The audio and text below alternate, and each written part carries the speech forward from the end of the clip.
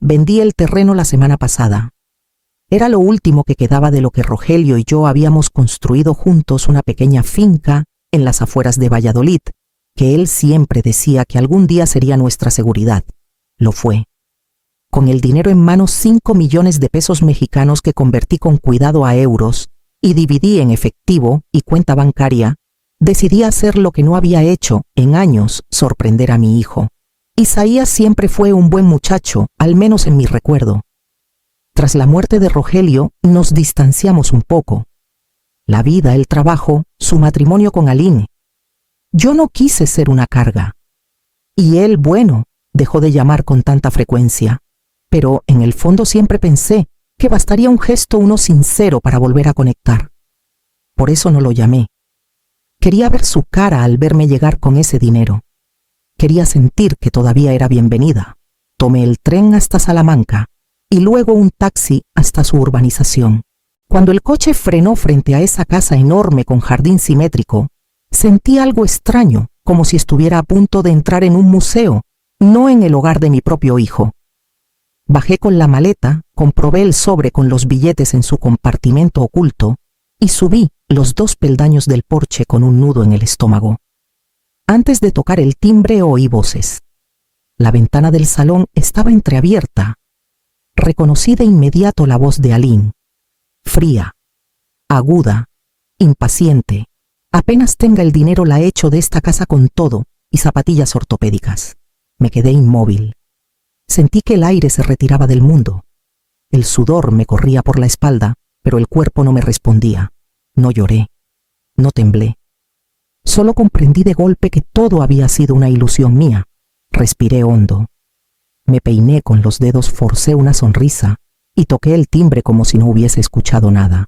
Cuando Aline abrió la puerta, me recibió con una sonrisa fingida que ya no necesitaba descifrar. Y así entré a su casa, la casa de ellos. Ya nada mía. Aline se apartó de la puerta con esa sonrisa estirada que nunca le llegaba a los ojos. Me besó la mejilla sin tocarme realmente y dijo en tono agudo: «¡Qué sorpresa, Liora! No sabíamos que vendrías». Isaías apareció segundos después con el teléfono aún en la mano y cara de desconcierto. Me abrazó con fuerza, quizás más de la necesaria, como si intentara compensar algo. «Mamá, ¿todo bien? ¿Por qué no avisaste? Quería daros una alegría», respondí fingiendo alegría yo también. «Tenía ganas de veros».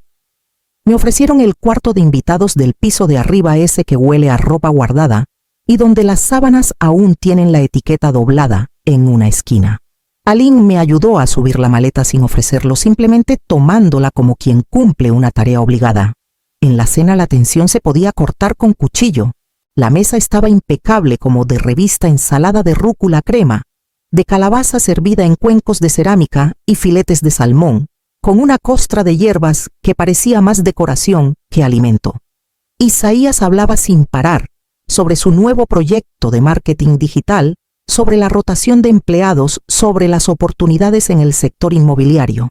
No me hizo ni una pregunta sobre mi viaje, ni sobre mi vida, ni siquiera sobre mi salud.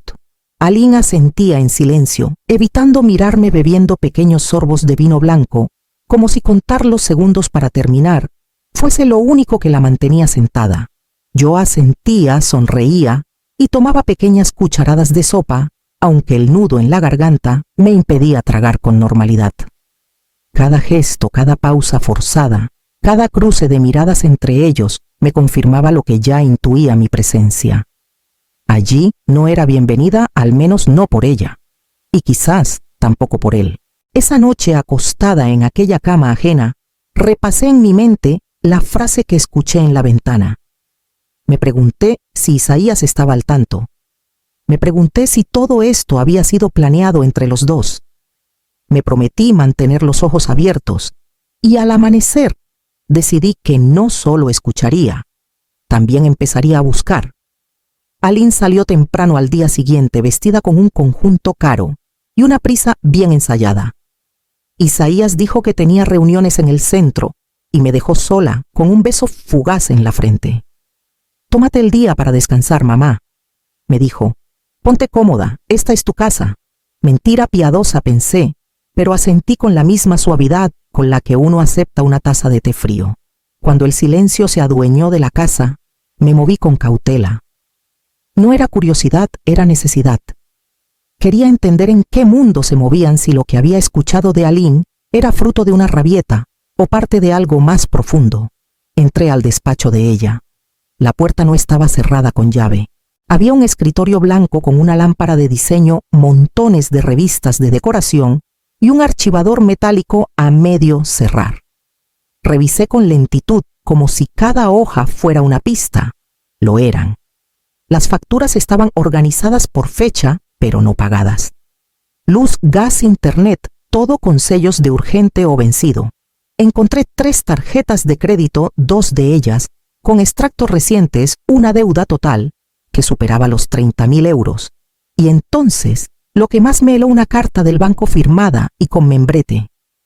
Les advertían que si no regularizaban la hipoteca antes de 30 días, se iniciarían acciones legales. Guardé todo como lo había encontrado. Mis manos temblaban al cerrar el cajón. No era solo codicia. Era desesperación. El tipo de desesperación que lleva a una mujer como Aline a trazar un plan para echar a su suegra, y a un hijo como Isaías a mirar hacia otro lado. Esa noche durante la cena, Isaías habló de recortes, de que la vida ya no es como antes, de que mantener ciertos estándares en este país se está volviendo imposible. No me miraba al decirlo, pero la puntería de sus palabras no dejaba lugar a dudas. Luego, preguntó casi al pasar si ya había pensado qué haría con el dinero del terreno. Y yo, tragando saliva, le dije que aún no lo tenía claro. Mientras sonreía, supe que había dejado de hablarme como hijo y había empezado a calcular. La casa estaba en penumbra, sumida en ese silencio frágil que solo existe cuando todo parece estar en orden. Desde fuera, yo llevaba horas en la cama sin pegar ojo, mirando el techo blanco, oyendo el eco de mis propios pensamientos. Aquel día las piezas empezaban a encajar y lo que formaban no era un recuerdo, era una amenaza. Pasada la medianoche escuché pasos, voces contenidas, el tono agudo de Aline y la respuesta cansada de Isaías desde la planta baja. Me levanté sin encender la luz, me acerqué a la puerta entreabierta y afiné el oído. El zumbido del lavavajillas era la única distracción. Si no acepta ayudar, la metemos en una residencia pública, dijo Aline con esa frialdad de quien habla de trasladar un mueble viejo. Nos ahorraremos un dineral. Isaías no respondió de inmediato. Solo escuché un suspiro largo, denso, lleno de todo lo que calla quien ya ha renunciado a su coraje. Y si se resiste, añadió ella, podemos inventar algo. Decirle que estoy embarazada, que necesitamos el espacio, que no podemos mantener 2 casas. Embarazada, dijo él con voz baja, casi una risa amarga. No vamos a inventar un bebé, Aline. No me mires así. Isa lo interrumpió. Es solo una idea. Si no es eso, que tienes un problema de salud. Algo que la asuste, que la haga ceder. Me tapé la boca con ambas manos para no gritar. Me ardían los ojos, pero no lloré. Sentí cómo se desmoronaba el último pedazo de ilusión que me quedaba sobre ese hijo, que crié sola, que alimenté con turnos dobles y madrugadas de fiebre. El mismo que ahora negociaba mi dignidad con tal de salvar su fachada de vida cómoda. Volví a la cama sin hacer ruido. Me tumbé con el corazón en la garganta. Ya no había duda, no era solo Aline. Isaías también lo sabía. Lo permitía. Y en ese momento supe que mi presencia en esa casa era una cuenta atrás, y que la única decisión que me quedaba por tomar era cómo irme. A las 4 de la madrugada, cuando la casa dormía en una quietud traicionera, me levanté en silencio. No encendí luces. Caminé descalza, sintiendo el suelo frío, como si me confirmara que ya no pertenecía a ese lugar. Abrí el armario y saqué la maleta con la calma de quien no huye, sino que se libera. Me senté en el borde de la cama y abrí el doble fondo que Rogelio había mandado instalar años atrás, cuando aún soñábamos con proteger lo poco que teníamos. Los fajos de billetes seguían en su sitio, bien envueltos, intactos. Los toqué con suavidad, no por el valor material, sino por lo que representaban ahora mi única garantía de no volver a depender de nadie. Me vestí con ropa sencilla, me peiné frente al espejo y antes de salir eché una última mirada a la habitación. No quedaba nada mío en ella, ni un olor ni una sombra. Bajé las escaleras conteniendo el aliento. Pasé junto al salón y pensé en todo lo que había dado por ese hijo y en todo lo que ya no daría jamás. Al cruzar el portal, el aire helado me recibió como un bofetón. Caminé hasta la esquina con la maleta rodando tras de mí y llamé un taxi desde el móvil. Apenas hablaba. Solo pensaba en Matilde. No hablábamos desde hacía 5 años, pero su número seguía grabado en la memoria de mi teléfono como esos refugios que uno guarda por si el mundo se vuelve insoportable. Le escribí: Mati, soy Liora. Estoy en Salamanca. ¿Puedo ir contigo unos días? Tardó un par de minutos en contestar. Claro que sí, chiquilla. Vente. Aquí hay café y cama caliente. Respiré por primera vez en horas. Compré el billete al amanecer. El autobús partió con lentitud y mientras Salamanca se desdibujaba por la ventanilla, sentí que no huía. Me retiraba con dignidad. La herida seguía abierta pero no sangraba tanto. Y mientras la carretera avanzaba, pensé en lo que diría Matilde al verme aparecer sin aviso tantos años después. Matilde me recibió con los brazos abiertos, como si el tiempo no hubiese pasado, como si la última vez que nos vimos no hubiese sido en el entierro de Rogelio con los ojos húmedos y las manos temblorosas. Me abrazó fuerte sin decir nada, y luego me metió dentro de su casa como quien recoge a una hermana extraviada. El olor a pan recién hecho me golpeó al instante. En la mesa de la cocina había una taza de té de azahar, esperándome como si hubiese sabido la hora exacta de mi llegada. Me señaló una habitación con colcha de flores y me dijo con una sonrisa: duerme, Liora. Aquí no hace falta que expliques nada. Todavía. No dije nada ese día, ni al siguiente. Solo ayudé a pelar patatas, a barrer el patio, a coser un botón suelto de uno de sus manteles. Matilde no preguntó. Solo me acompañó en silencio como quien sabe que las heridas necesitan aire antes de nombrarse. Al tercer día, cuando el sol se filtraba tibio por la ventana, me senté frente a ella con las manos entrelazadas y le conté todo. No omití ni una palabra. La frase que oí en la ventana. Las deudas, las mentiras, la humillación. Todo salió de mi boca como una confesión ahogada. Matilde escuchó sin interrumpirme, solo me alcanzó una servilleta cuando las lágrimas comenzaron a bajar. No tardó en mover hilos. Esa misma tarde convocó a Fabiola Barea, su vecina y ex profesora de historia, y a Dunia Esquivel, viuda de Marino, que traía siempre un aire de orden y precisión. Las tres, sentadas en torno a una mesa de madera antigua, comenzaron a hablar de bancos, de cajas fuertes, de cuentas conjuntas y de cómo blindar mi dinero de cualquier intento legal o familiar. Y en medio de ese plan improvisado, sentí por primera vez en semanas algo parecido a protección, a respaldo, a hogar. Solo que al caer la noche me asaltó una duda que me sacudió el estómago. Isaías ya debía saber que me había ido, y no sabía hasta dónde sería capaz de llegar. El teléfono fijo sonó al mediodía. Matilde y yo estábamos quitando las hojas secas del limonero del patio trasero cuando escuchamos el timbre agudo retumbar desde la cocina. Ella entró secándose las manos con el delantal y alzó el auricular con esa tranquilidad suya de siempre. No escuché lo que le dijeron. Solo su voz, firme, pausada, ligeramente impostada. No, aquí no ha venido nadie con ese nombre, dijo. Lo siento, debe de estar equivocado. Luego colgó con un gesto breve sin mirarme. Era tu hijo, me dijo como quien informa del tiempo. Tiene buen acento para mentir, pero no para convencer. No dije nada. Me temblaban los dedos, aunque el resto del cuerpo parecía de piedra. Esa tarde llegaron los mensajes. Primero uno corto: mamá, por favor, contesta. Luego otro: Aline está hecha polvo. Dice que todo se malinterpretó, que no era para ti esa frase. Y después: estoy muy preocupado. ¿Dónde estás? Solo quiero hablar. Leí cada palabra en la pequeña pantalla del móvil sin permitir que ninguna me penetrara del todo. Eran frases huecas, vestidas de culpa pero sin carne verdadera. Sabía que Isaías me buscaba, pero no podía saber si lo hacía desde la vergüenza o desde la necesidad. Matilde me miraba desde el otro lado de la mesa con una taza de café en las manos. No dijo nada.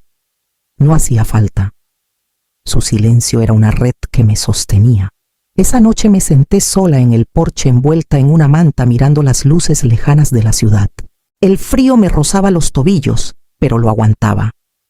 Pensaba en Isaías de pequeño, en sus dibujos torcidos, en cómo se quedaba dormido con el chupete torcido en la boca, en cómo me buscaba la mano sin abrir los ojos. ¿Dónde se había roto todo eso?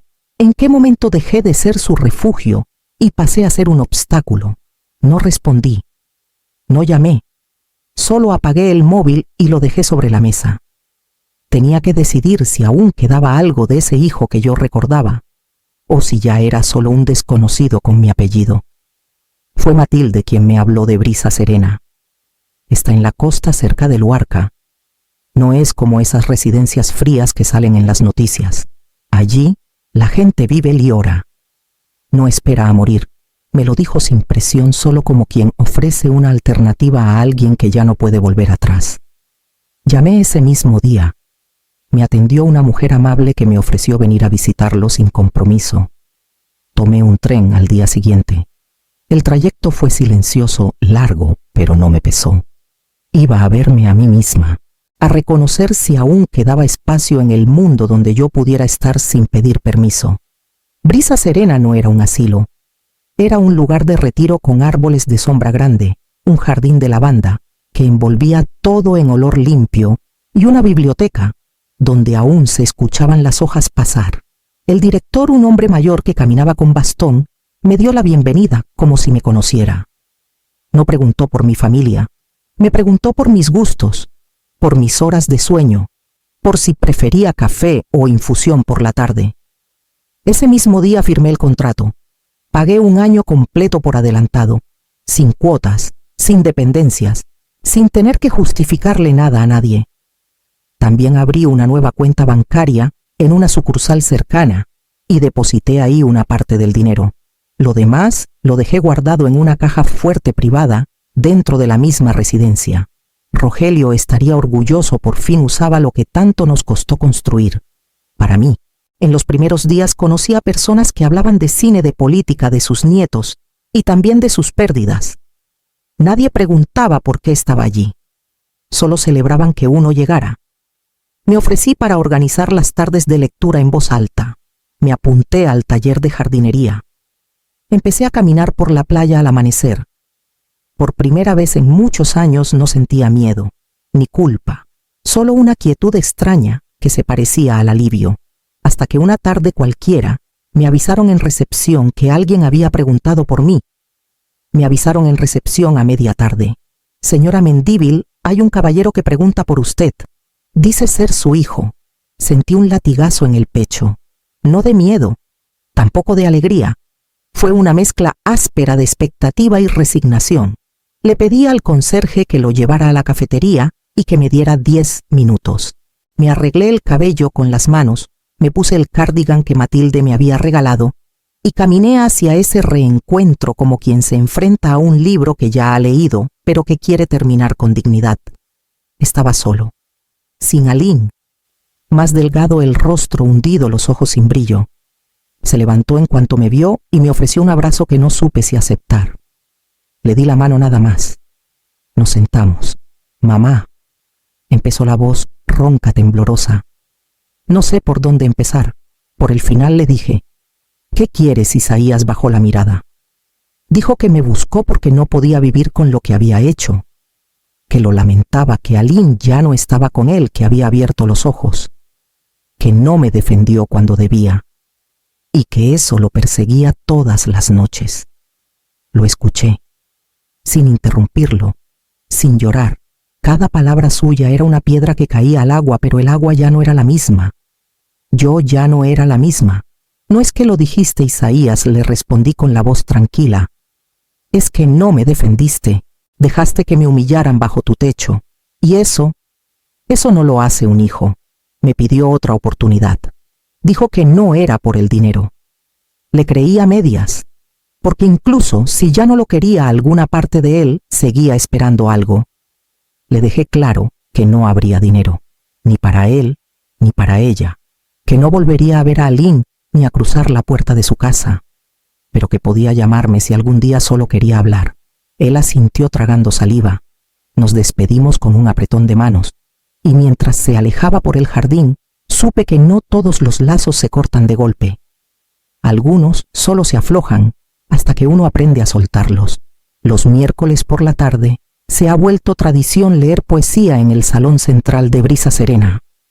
Empezó como una idea tímida que compartí con Dunia una mañana mientras regábamos las hortensias, y hoy ya somos 12 los que nos sentamos en círculo con té caliente y mantas sobre las piernas leyendo en voz alta a Benedetti Gloria Fuertes o Antonio Machado.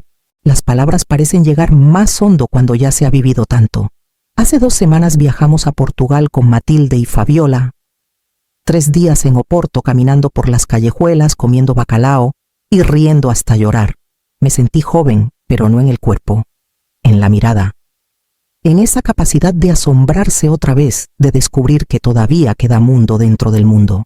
En la cocina de la residencia, he vuelto a hacer mermelada de higo como la que hacía con Rogelio en los veranos largos. Cada frasco lo etiqueto con fecha y con una palabra: paciencia, ternura, coraje. Las reparto entre los residentes y las enfermeras. Algunos me han empezado a llamar la señora del dulce con nombre. Isaías llama de vez en cuando. No mucho, no poco, lo suficiente. Ya no menciona el pasado, ni el dinero, ni a Aline. Me cuenta cosas pequeñas que ha empezado a correr por las mañanas, que aprendió a hacer pan casero, que le va bien en el trabajo. Yo lo escucho. No interrumpo, no juzgo, solo dejo que hable como quien escucha llover tras los cristales. No sé si algún día volveremos a vernos, tampoco lo necesito. La herida ya no escuece, solo deja una línea fina como las que cruzan el rostro cuando una ha vivido. Ya no soy invisible, ya no soy la madre que espera, soy la mujer que decide. Y si alguien me preguntara si volverían a hacer lo mismo, respondería que sí, porque para algunas la verdadera libertad no llega a los 20 ni a los 40, llega cuando una deja de pedir permiso para existir. A los 74 no ha terminado mi historia, apenas ha comenzado.